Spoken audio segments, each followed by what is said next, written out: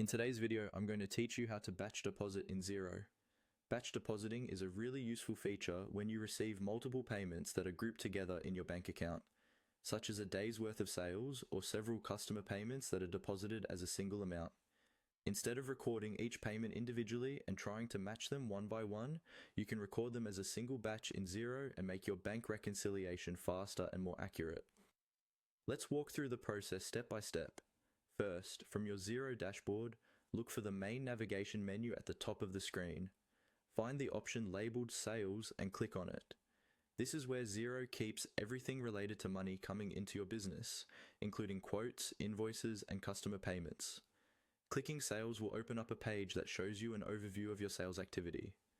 Next, within the sales area, click on Invoices. This will take you to the full list of your sales invoices. Here, you'll see different tabs that group invoices by their status, such as draft, awaiting approval, awaiting payment, and paid. Since we're working with invoices that still need to be paid or have just been paid and are ready to be deposited, we'll focus on the ones awaiting payment. Now, click on the Awaiting Payment tab. This filters the list so you only see invoices that have been approved and sent, but not yet fully marked as paid. This is usually where you'll find the invoices that correspond to the payments you're about to batch deposit. From this list, select the invoices you want to include in your batch deposit. Typically, these will be the invoices that have been paid and will show up as one combined amount on your bank statement. You can tick the checkboxes next to each relevant invoice. Take a moment to double check that the total of the selected invoices matches the deposit amount you see, or expect to see, in your bank account. This will save you time later during bank reconciliation.